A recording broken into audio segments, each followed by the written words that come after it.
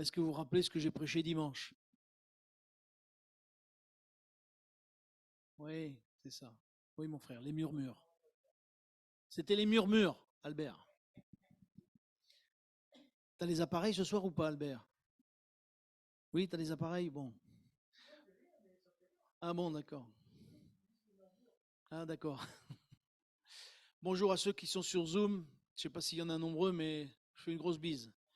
Alors, il y a 15 jours, je vous avais parlé des principes du royaume de Dieu. Est-ce que vous vous rappelez de ça?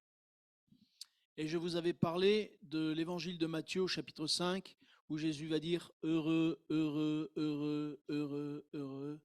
C'est parce que je crois que le Seigneur voulait dire que déjà, un principe du royaume de Dieu, c'est que Dieu veut nous rendre heureux. Au-delà des problèmes, au-delà des difficultés, au-delà de tout ce que nous pouvons vivre en difficulté, Dieu est celui qui peut nous donner sa paix et sa joie qui surpasse toute intelligence. Et ça, c'est un principe qu'il faut garder dans nos cœurs. Vraiment, nous allons passer par des difficultés, mes frères et sœurs, comme d'autres sont passés par des difficultés. Mais une chose est sûre, et même on n'a pas tout lu parce que ça aurait été trop long la semaine dernière, je vais vite y passer, c'est-à-dire que même Jésus va dire, heureux serez-vous lorsqu'on vous outragera, qu'on vous persécutera et qu'on dira faussement de vous toutes sortes de mal à cause de moi. Si vous vous rappelez bien, à un moment donné, l'apôtre Pierre, ils vont être battus. Et qu'est-ce qu'ils vont dire? On est heureux d'avoir été battus. Ça paraît aberrant, ça, de dire on est heureux d'avoir été battus. Mais pourquoi? Parce que la joie de Dieu, elle est au-delà de la souffrance, au-delà de nos problèmes, de nos difficultés. Alors je comprends, c'est hors de sens pour nous. Humainement parlant, c'est hors de sens. Mais lorsqu'on vit la vie de l'esprit, c'est autre chose. Il est rapporté dans l'histoire des chrétiens, je ne sais pas si vous le savez ou pas, mais à l'époque de, comment il s'appelait celui-là? Néron? C'est Néron, celui qui a brûlé Jérusalem? Cicéron? Néron? Il a pris les chrétiens, il les a crucifiés, il les a brûlés en même temps qu'il les crucifiait. Voilà, c'est ça. Mais ce qu'ils ont été surpris, ils les ont fait dévorer par les lions. Ce qu'ils ont été surpris, c'est de voir que les chrétiens chantaient encore la louange de Dieu. Ils chantaient encore les louanges de Dieu. Et ceux qui avaient été dévorés, ils souriaient. Ils étaient morts et ils souriaient. Ils disaient, mais ils sourient encore. Comment ça se fait? Mais parce que un des principes du royaume de Dieu, c'est la joie et la paix. Et ça, il ne faut pas qu'on le perde de vue. D'accord? J'aimerais lire, pour continuer, je vais m'arrêter là avec ça, mais continuez avec vous, s'il vous plaît, dans l'évangile de Matthieu au chapitre 5, et à partir du verset 13. L'évangile de Matthieu, chapitre 5, et à partir du verset 13.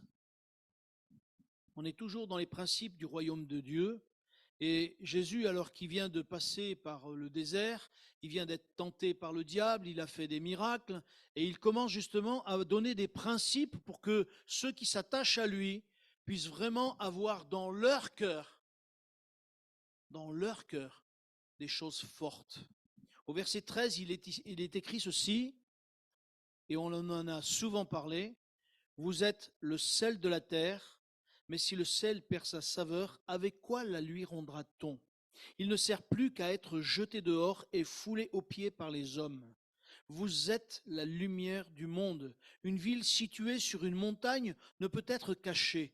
Et on n'allume pas une lampe pour la mettre sous le boisseau, mais on la met sur le chandelier et elle éclaire tous ceux qui sont dans la maison. Que votre lumière luise ainsi devant les hommes, afin qu'ils voient vos bonnes œuvres et qu'ils glorifient votre Père qui est dans les cieux.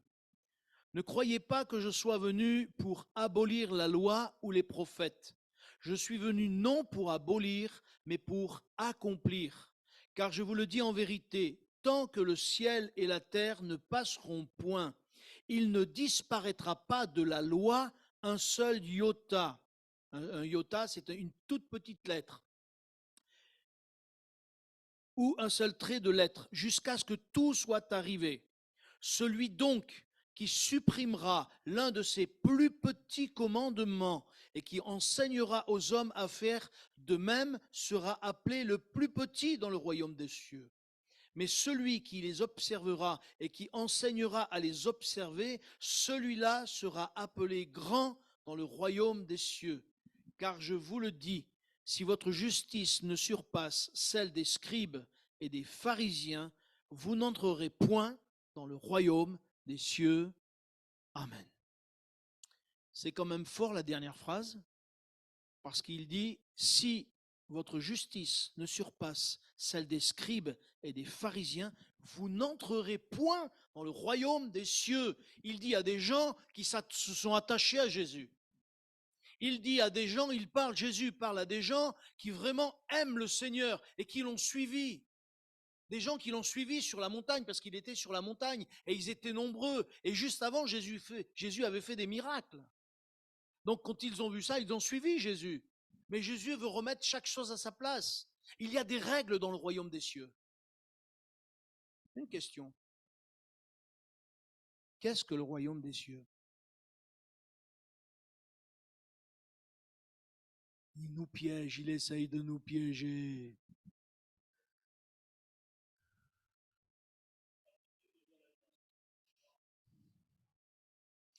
Mais le royaume des cieux, si on réfléchit bien, c'est là où Dieu règne. C'est là où Jésus règne. Et Jésus, il ne règne pas dans ce monde. Il a été mis dehors de ce monde. Vous êtes d'accord avec moi? Hein? Mais Jésus a donné une parabole dans l'évangile de Luc au chapitre 19 et verset 12. Et il dit que justement, il y a un homme qui s'en va loin pour se faire donner autorité. Et quand il revient, c'est là qu'on trouve dans l'évangile de Luc, il a donné des ordres et il dit à ces personnes, mais les mines que je vous ai données, qu'est-ce que vous en avez fait? Et les hommes rendent compte. Mais à la fin de ça, une fois qu'il a vu le dernier et qui, vous connaissez l'histoire, eh ben, il va dire que mes ennemis maintenant viennent et ils vont être tués devant moi. Ça veut dire que Jésus, s'il est parti parce que le monde ne l'a pas accepté, il est parti vers son Père, mais quand il va revenir en tant que roi. Et j'aimerais vous dire que le royaume des cieux, c'est déjà quand Jésus règne quelque part. Et où c'est qu'il règne, dites-moi? Dans nos cœurs. Et il doit régner dans l'Église. Ce qui veut dire que le royaume de Dieu, il est déjà ici. Il n'est pas ailleurs, il est déjà ici. Il ne faut pas s'attendre le royaume de Dieu seulement dans le ciel, mais il est déjà là parce que Jésus est dans nos cœurs. Et je crois qu'il nous faut comprendre que ces principes-là que je voudrais qu'on voit ensemble, il faut que nous puissions les appliquer à nos vies. Parce que si nous ne les appliquons pas à nos cœurs et à nos vies, le royaume de Dieu ne sera qu'à moitié. Nous ne pourrons pas vivre le royaume des cieux. Jésus, lorsqu'il était sur la terre, il venait en tant que roi, mais malgré qu'ils ne l'ont pas reconnu, mais il venait en tant que roi. Et en tant que roi, les démons savaient qui il était. Les maladies ont été chassées en son nom. Lui, il a prononcé des mots et les maladies ont été chassées. Pourquoi? Parce que lui, il était le roi et il savait qu'il venait en tant que roi, même si le monde ne l'a pas reconnu. Et moi, je crois que si nous vivons les principes du royaume de Dieu, alors le Saint-Esprit va agir au milieu de nous. Et non seulement le Saint-Esprit va agir, mais il va baptiser dans le Saint-Esprit, il va guérir au milieu de nous, il va délivrer au milieu de nous. Les démons seront chassés. Et aujourd'hui, quand je parlais encore à quelqu'un, dernièrement, il disait, oh, mais moi, je ne veux pas savoir de démons, ça me fait trop peur, ça me fait trop peur. Et c'est compréhensible, hein? C'est compréhensible. Mais je crois que si l'Esprit de Dieu est en nous, si le royaume de cieux est au milieu de nous, alors nous verrons déjà dans l'Église, parce que le royaume de cieux, c'est l'Église, eh bien, nous verrons la gloire de Dieu. Jésus a dit, là où 2 ou 3 sont assemblés en mon nom, qu'est-ce qu'il a dit après? Je suis au milieu d'eux. Et là où est Jésus, le royaume de Dieu, il est là. C'est pour ça que je vous ai dit souvent, attention dans la manière dont on parle dans l'Église. Parce que nous sommes déjà dans le royaume de cieux. Déjà dans le royaume de Dieu. Jésus va parler, vous êtes le sel de la terre. Et il va dire ceci, vous êtes le sel de la terre, mais si le sel perd sa saveur, avec quoi la lui rendra-t-on? Il ne sert plus qu'à être jeté dehors et foulé aux pieds par les hommes. Mes frères et sœurs, quand le Seigneur dit ça, je l'ai déjà dit, mais je vais le redire, c'est une responsabilité qu'il nous donne. Parce que nous savons très bien que le sel, c'est ce qui, dans nos plats, donne de la saveur. Dans nos viandes, quand elles n'ont pas de sel, ça manque un petit quelque chose. Quand dans nos haricots, dans nos patates, dans ce que vous voulez de repas, quand il manque un peu de sel, il manque un petit quelque chose. Eh bien, ce monde manque de tout. Mais nous sommes le sel qui pouvons donner du goût aux gens. Et vous savez, il y a des endroits où le sel n'existe pas et les gens recherchent le sel d'une manière ou d'une autre. Et nous pouvons, ce monde qui recherche de la saveur dans cette vie, parce qu'ils n'ont pas de saveur, leur vie n'a pas de saveur. Pourquoi croyez-vous qu'il y a des jeunes de 18, 20 ans, 30 ans se suicident? Pourquoi vous croyez qu'ils se suicident? Parce qu'il n'y a pas de saveur dans leur vie. Il y en a qu'à 18, 20 ans, ils ont déjà connu plein de choses. Plein de choses. Et parce qu'ils ont connu plein de choses, ils ont un vide à l'intérieur, ils ne savent pas ce que c'est. Je disais à quelqu'un dernièrement, je ne sais plus, un collègue de boulot, je crois que je lui ai dit, et il disait qu'on parlait de Dieu, etc. Il disait il voulait s'approcher de Dieu, et il essayait des choses, quoi. J'ai dit, mais tu sais, ce vide ne sera jamais comblé, parce que Pascal, le physicien, mathématicien, chrétien, Pascal Blaise Pascal, a dit, dans le cœur de l'homme, il y a un vide, et ce vide, il a la forme de Dieu. Vous pouvez essayer d'y mettre ce que vous voulez. Il a la forme de Dieu, il n'y a pas autre chose qui peut rentrer. Et tous ces hommes qui sont autour de nous, qui n'ont pas de saveur, qui ne savent pas de leur vie quoi faire, il faut que nous puissions leur dire justement. Et c'est pour cela que Jésus associe le sel et il associe la lumière. Le sel, c'est pour donner du goût et les gens ne savent pas ce que c'est que le goût, la saveur de la foi. Ils connaissent la religion, mais la religion, on sait très bien qu'elle apporte rien. Mais ce qu'ils ne savent pas, ce qu'est la foi. Et je crois qu'au travers de ce que nous sommes, nous devons tout faire pour que le Saint-Esprit nous aide à être le sel de la terre, le sel de ceux qui nous entourent. Et au travers, quand ils nous verront, parce que vous savez, ce qui compte beaucoup pour les gens, c'est ce qu'ils voient de nous. Parce qu'à partir du moment où on va dire qu'on est chrétien, les gens vont nous observer. Et en fonction de l'observation qu'ils auront de nous, on va leur donner envie ou on va les dégoûter. Et malheureusement, ça arrive que les gens soient dégoûtés par les gens qui se disent chrétiens. Et je crois que mes frères et sœurs, ça, nous devons veiller à ça. Nous sommes le sel de la terre. Sachons donner du goût autour de nous. Sachons être des ouvriers de paix. Sachons être de ceux qui font tout pour que justement la paix de Dieu demeure. Jésus va dire encore, vous êtes la lumière du monde. Une ville située sur une montagne ne peut être cachée. Et on n'allume pas une lampe pour la mettre sous le boisseau, mais on la met sur le chandelier et elle éclaire tous ceux qui sont dans la maison. Si je vous parle de phare, vous savez ce que c'est un phare? Si loin que soit le phare, si loin que soit le bateau dans la mer, une petite lumière pour les mariniers, c'est un espoir. Une petite lumière. Et cet espoir-là, au fur et à mesure que la lumière grandit, c'est un espoir qui grandit aussi.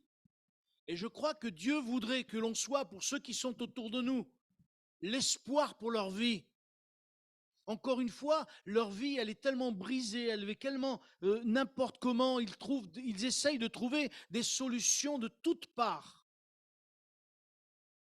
Soyons être la lumière qui va donner espoir à tous ceux qui n'en ont pas. Parce que Jésus-Christ est la vie. Et ça, les gens, voyez, ne le savent pas. Et vous savez pourquoi ils ne le savent pas? Parce que chaque fois quand ils rentrent dans une église, et j'en parlais dernièrement à quelqu'un, ils voient un crucifié. Il est toujours sur la croix. Et pour eux, il est mort. Pour eux, il n'est pas vivant. Et c'est normal. Parce qu'on leur a présenté toujours, et on leur présente toujours Jésus mort sur la croix. Mais il n'est plus sur la croix. Mais nous, il faut qu'on soit la lumière pour dire Jésus-Christ est vivant. Il est tellement vivant qu'il a changé ma vie. Est-ce que Jésus a changé votre vie? Alors il faut le dire. On ne peut pas taire que Jésus a changé notre vie. Jésus va le dire. On ne met pas une lampe pour la mettre sous la table. On la met sur la table pour qu'elle éclaire tout le monde. Et partout où nous allons, il faut que nous puissions éclairer tous ceux qui sont là. Comme il est dit, elle éclaire tous ceux qui sont dans la maison. Tous ceux qui sont dans la maison, mais tous ceux qui nous entourent. Et on peut éclairer ces gens-là, ne serait-ce que par notre manière d'être. Et lorsque nous parlerons, ils comprendront. Et je crois que vraiment ça a une valeur énorme devant Dieu, que nous soyons le sel et la lumière du monde. Jésus va dire lui-même, je suis la lumière du monde. Hein? Mais là, il dit, vous êtes la lumière du monde. Il nous associe à ce qui il est, lui, la lumière du monde. Et je crois qu'il est important que vraiment nous puissions vraiment appliquer ces choses à nos cœurs. Je ne sais pas ce que vous en ferez de ce soir, parce que, vous voyez, il y a 15 jours, vous ne vous rappeliez plus déjà, mais qu'est-ce que nous allons faire ce soir en rentrant? Qu'est-ce que nous allons faire demain lorsque nous allons à travail? Est-ce que nous allons faire demain lorsque nous allons rencontrer des personnes? Est-ce que nous allons pouvoir leur donner de la saveur? Vous savez, il y a une chose que je crois, c'est que si on garde ces choses dans nos cœurs et on dit Seigneur, aide-moi aujourd'hui. Ne voyez pas pour une semaine, mais voyez jour par jour.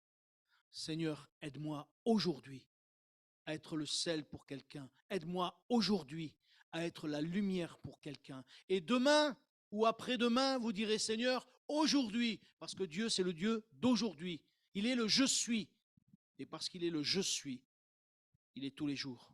Tous les jours. C'est chaque jour qu'il faut lui dire Seigneur, aide-moi à être le sel, aide-moi à être la lumière. C'est ce que je crois que le Seigneur veut que nous soyons vraiment déjà, non pas en parole, mais au fond de nous-mêmes. Au fond de nous-mêmes.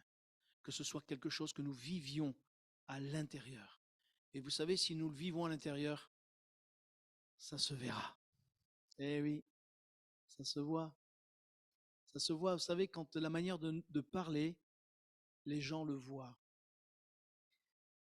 Vous vous rappelez, Pierre, ce qui est arrivé quand Jésus a été jugé, que Jésus a été emmené devant tout le monde?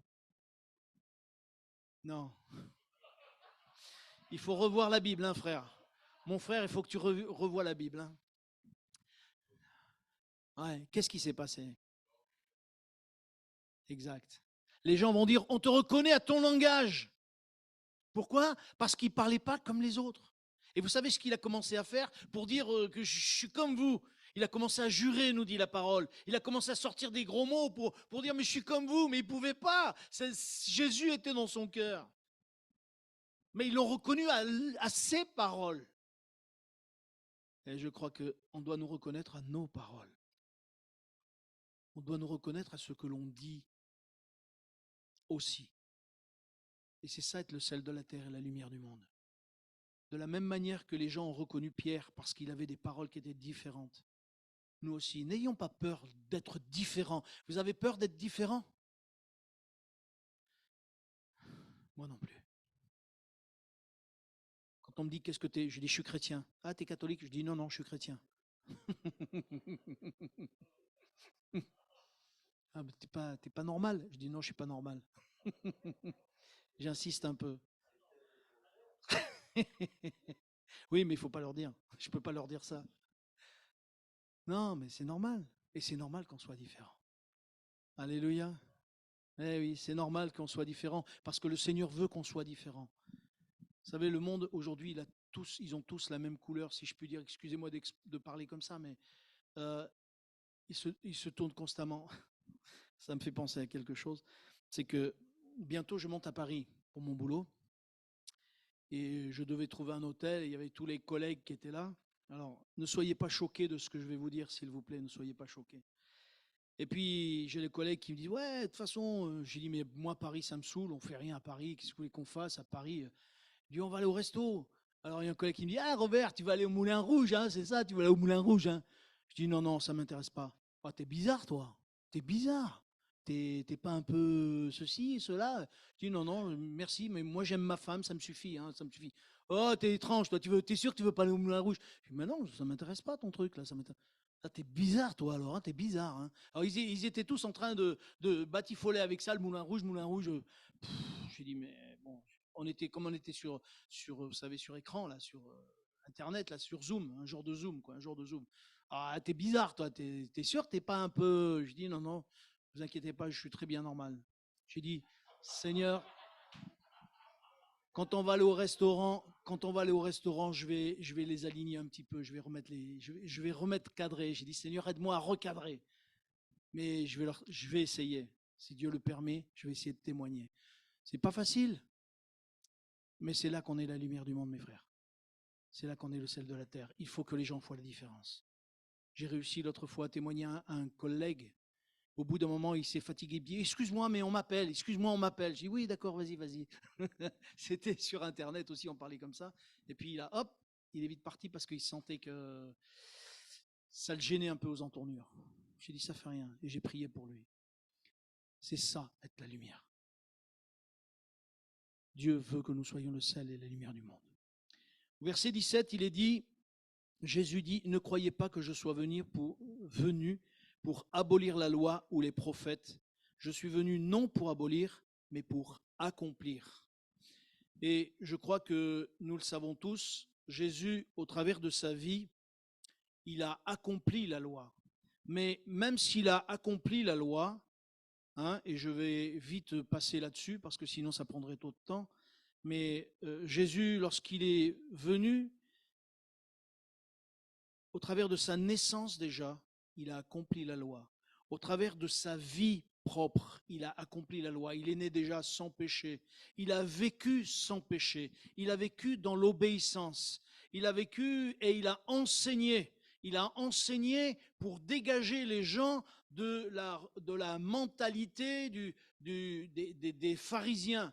Cette mentalité-là, vous le savez pas, ça s'appelle le sophisme. C'est pas un gros mot, c'est le sophisme. Tu sais ce que c'est, Jamel, le sophisme? Le sophisme, c'est ça, je vais vous donner un exemple.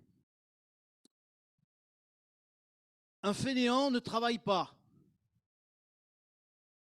Un chômeur ne travaille pas. Donc, dans la manière de penser des pharisiens, c'était, puisqu'un fainéant ne travaille pas, puisqu'un chômeur ne travaille pas, un chômeur est un fainéant. C'est vite raccourci, hein? C'était vite raccourci comme ça. Alors ça, c'est un exemple. Mais dans la loi, c'était pareil. Et en fait, ils faisaient tout pour ramener les choses comme eux, ils le voulaient, comme eux, ils l'entendaient. Et c'est pour cela que souvent, ils étaient en contradiction avec Jésus. Mais même là, Jésus est resté pur, il est resté saint, il a parlé de la loi comme elle devait être. Ils essayaient de trouver toujours des excuses. Hein, il disait, ne serait-ce que dans le mariage, il voulait avoir plusieurs femmes. Et Jésus a dit, mais au début, ce n'était pas comme ça. Dieu voulait qu'il n'y ait qu'un seul mari et une seule femme et qu'ils restent ensemble. Mais vous savez qu'aujourd'hui, ça devient tout et n'importe quoi. Même là-dedans, les gens sont en contradiction de la parole de Dieu. De plus en plus. Il n'y a pas besoin d'être juif ou musulman pour ça. Vous avez qu'à voir aux États-Unis. Il y a une femme, elle a 3 maris. Il y en a qui aiment se compliquer la vie. Hein. Et elles s'en vantent sur Internet, sur la télé et tout ce que vous voulez. Mais les pharisiens, déjà, dans leur mentalité, c'était ça. Et Jésus, il est venu accomplir la loi. Complètement. Et même accomplir ce qui était annoncé déjà, vous savez, dans le temple, il y avait une table de proposition, des pains de proposition, il y avait tout plein de choses, vous savez pas, mais il y avait toutes ces choses-là, c'était déjà une représentation de la venue de Jésus, du sacrifice de Jésus, du don que Jésus allait donner sa vie, tout ça, ça représentait déjà, pourtant c'était dans l'Ancien Testament, eh bien ça représentait déjà la venue de Jésus. Et en cela, Jésus a tout accompli. C'est pour ça qu'il est dit qu'il a accompli la loi. Et non seulement il a accompli la loi, mais il a accompli la loi pour nous, à notre place. Et c'est pour ça que c'est devenu la grâce. Pour nous. La grâce. Et cette grâce fait que, malgré que nous soyons pécheurs, parce que nous acceptons Jésus, c'est le Saint-Esprit qui fait le travail en nous. Mais ce n'est pas parce que nous sommes sous la grâce que la loi n'existe plus. Parce que Jésus va même dire, et là, nous l'avons lu ensemble, qu'il ne va pas disparaître un seul iota, un seul trait de lettre de la loi. Et je tiens à vous dire que malheureusement, aujourd'hui, même des chrétiens ne réalisent pas que la loi ne doit pas disparaître. Je vais vous choquer peut-être. J'en ai légèrement parlé un de ces dimanches, mais les gens qui ont 36 000 piercings, alors que Dieu dit qu'il ne faut pas se faire de piercing. Les gens ou les chrétiens qui se tatouent, je ne parle pas de ceux qui se sont tatoués avant d'être convertis. Je parle de ceux qui se tatouent aujourd'hui. Ils sont convertis et ils se font des tatouages. Ils sont à l'inverse de ce que dit la loi. Ce n'est pas parce que nous sommes sous la grâce qu'on peut faire n'importe quoi. Parce que la grâce, quelque part, elle est beaucoup plus dure que la loi. Je vais vous donner l'exemple que je vous ai déjà donné. Œil pour œil, dent pour dent, ça c'est la loi, n'est-ce pas? Et la grâce, c'est quoi? Si on te met une gifle sur la joue droite, tu tends la joue gauche. Ça, c'est la grâce. Alors, qu'est-ce qui est le plus difficile? De mordre ou de se laisser faire? Ah ben oui, c'est plus difficile. Et pourtant, c'est la grâce. C'est la grâce. Pourquoi? Pourquoi? Mais parce que Dieu veut que nos cœurs changent. Et quand Jésus dit que celui qui accomplira la loi et qui fera tout pour que les autres l'accomplissent, il sera plus grand dans le royaume des cieux. Et celui qui fera pour que la loi ne soit pas accomplie, ben cela se sera reconnu comme le plus petit dans le royaume des cieux. Mes frères et sœurs, lorsque Jésus dit ça, c'est pour montrer à tous ceux qui lui appartiennent que nous devons quand même avoir la loi dans nos cœurs. Mais cette loi, même si nous ne pouvons pas les accomplir, ces règles du royaume de Dieu, c'est difficile à faire. C'est difficile de tendre l'autre joue. Seul le Saint-Esprit peut le faire en nous. Seul le Seigneur peut le mettre dans nos cœurs au point que nous ne puissions pas réagir comme réagissent les autres hommes. Je vous ai raconté mon témoignage avec mon chef. Vous vous rappelez de ça? Non, vous ne vous rappelez plus déjà.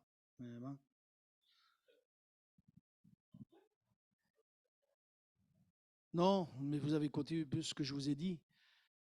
Et vous savez, ce n'est pas moi qui ai dit que je leur pardonnais. C'est le Seigneur qui m'a aidé à le faire. Parce que moi, j'ai dit au Seigneur, je ne peux pas le faire. Moi, je ne peux pas le faire, Seigneur. Si toi, tu ne le fais pas, moi, je ne peux pas le faire. Et lorsque je me suis retrouvé devant lui, je lui ai dit, aujourd'hui, je pardonne et j'efface tout ce que vous avez fait. Moi-même, j'ai été surpris le premier. Pourquoi? Parce que c'est Dieu qui le fait en nous. Ce n'est pas nous qui le faisons. Ça n'empêche que, il faut que nous, que cette loi de Dieu, nous puissions dire, Seigneur, je veux la faire, mais je ne peux pas la faire. Et s'il y a dans notre cœur cette acceptation de dire, oui, Seigneur, tes règles que tu as données, je veux les accomplir, mais je ne peux pas les faire. Vous ne croyez pas que Dieu va nous, par le Saint-Esprit, va nous visiter, et ce que nous ne pouvons pas faire, vous ne croyez pas qu'il va nous le faire?